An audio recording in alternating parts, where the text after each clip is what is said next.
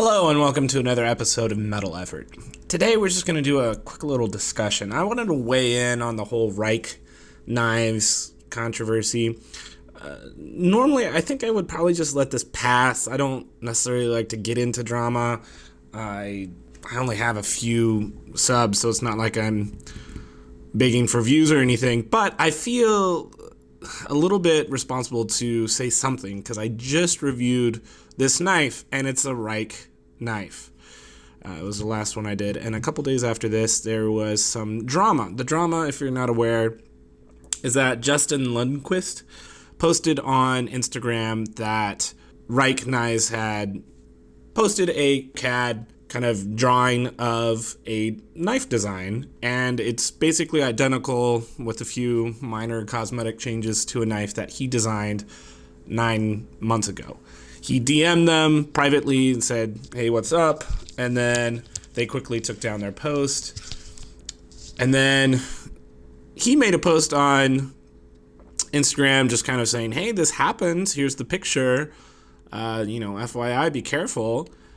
And Nick Shabazz, who I've talked to and respect quite a lot, kind of took a stand and decided to take down all his videos that had Rike Knives in them. And he also posted on Instagram saying, "You're not going to see any more Rike Knives on his channel." He's to the point, this is not the first time that they've done a homage to a knife similar to a design that somebody else has done, that he's deciding not to work with that company anymore. And so I kind of want to talk about this because this is something that doesn't just affect like the knife community. This affects a lot of things, intellectual property and designs, and the tech company with, Apple and Google and Amazon and Microsoft and Samsung and all that stuff. It kind of smells of the same kind of vapor of gray area. And I kind of want to weigh in. I want to get your guys' thoughts because I'm torn.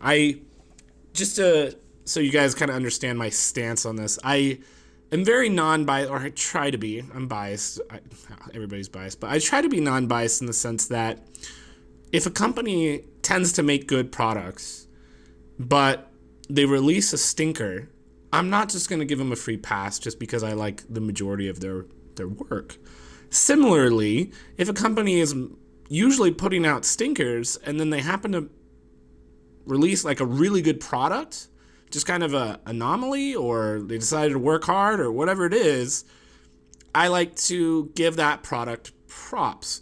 Now, really, me giving it something props doesn't matter. The way that the companies care about it is us voting with our dollars. What do we spend our money on?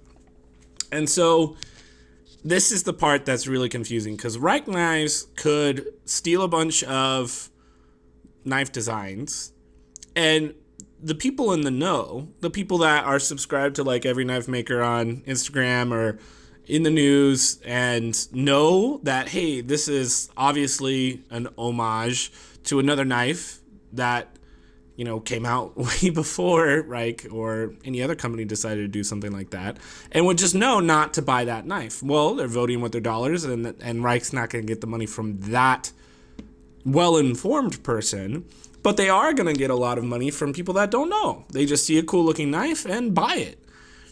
And so I can't fully say and stick to my guns and just say, hey, look at the product. Is the product itself good? Because maybe they do steal a design and do a really good job on the fit and finish. This is not a stolen design, as far as I know. And so they could do that. And I would judge that knife as the knife itself, not knowing where it came from, right? So on one hand, that's the right thing to do, because maybe they can have a similar design, have a good fit and finish, and price it better. So in a purely survival of the fittest arena, like true capitalism, it's the correct thing for me to do is to get that knife over the one that it stole its design from, if it's just as good, if not better, and maybe just as good a price or better. If it's both, then I would kind of be dumb to not buy that knife, right? So that's one argument.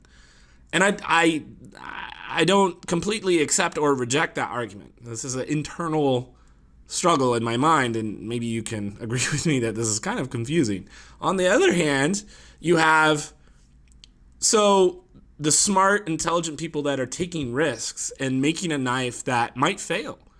It might succeed. They don't know. They're trying something radically different. And as you've seen, I've put the picture of the knife. It's pretty different. It's not something you would just see lying around. It's not just another titanium frame locker, which, we've seen enough titanium frame lockers that you couldn't copy a knife if you wanted to. Any knife you make is going to be basically a copy of another knife, whether you meant to or not. So that's also something that's making it more murky than it needs to be. But those people that are taking those risks, those individuals that are dedicating their life to designing and making something unique that is a functional tool and looks great in that, intersection of form and function that they're trying to shoot for a big company just has more means, has more CNC machines, and has really cheap labor to just steal that design and profit from it is not right. And so there's two things kind of fighting here. And the thing that I'm kind of worried about is that, it's totally within Nick's prerogative to take those videos down. Some of the videos were gems, some of them were junk. I feel a little bit like that knowledge, it's his right, but that knowledge that he shared, the service that he's giving us free by reviewing these knives, and myself and other knife reviewers are taking the time, whether it's trading knives, borrowing knives, buying knives, going through the trouble of getting those and then reviewing them so other people can benefit from that knowledge and that experience. That's there, and there might have been a Rike knife that somebody was interested in that they were trading for. That knife has not, been purchased directly from a supplier or from Rike Knife. They're not contributing to the company's, malicious ways. Maybe there's just a good deal and you want to trade for it and you want to know if it's a good, knife itself. And so I kind of lament Nick taking those videos down because that knowledge is something that I would want regardless.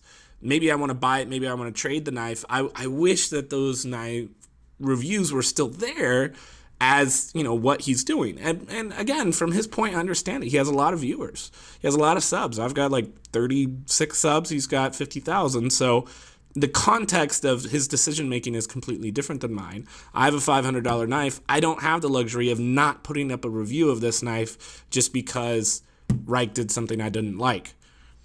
So he can, and he wields a lot of power and influence over people. And so the question is, him taking those videos down, again, it's, on the one hand, it's good. You're doing the right thing. You're making a stand and you're affecting the company that's doing these really crappy things. And I support that. I get that. On the other hand, I don't like that we're taking that knowledge of the good knives, the bad knives away and not helping people make decisions based on the product and not the company. And so, voting with your wallet, you could say just boycott Rike. Well, that doesn't give them a chance to correct their ways. They're going to make money on the people that don't care, that don't know, the non-knife people. They're going to get just the random people that just, Google it and find it and buy it, or on Blade HQ and are clicking on the new arrivals and, whoa, that looks cool, and just buy it and they don't know, right? They're going to stick around from those people. So instead of just the knife people boycotting all of Rike knives, good ones or not, and this is a gem, by the way, why don't we work, especially the people that have the platform, on just education, on making sure that people don't buy the specific knives that are the homages. And I think that's the compromise. If we can not just write off the company, because you could say, and like Nick said in his Instagram post, there's enough other innovative companies that we can get our knives from. We could be fine if we just all stopped buying Rike knives.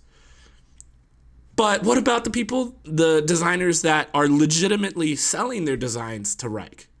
What about the chance for them to snap out of it, especially if we're not buying the ones that they're making homages specifically, so they get the message? Because if they spend all the time designing that, making those knives, and then nobody buys them, they lose money, right? So that's going to hurt them where it counts. And then maybe they'll get the message, oh, we need to pay people for designs if we can't come up with our own, and continue to partner with people like We Knives. We Knives is doing that. Kaiser's doing that. And all those companies are like in the same city in China.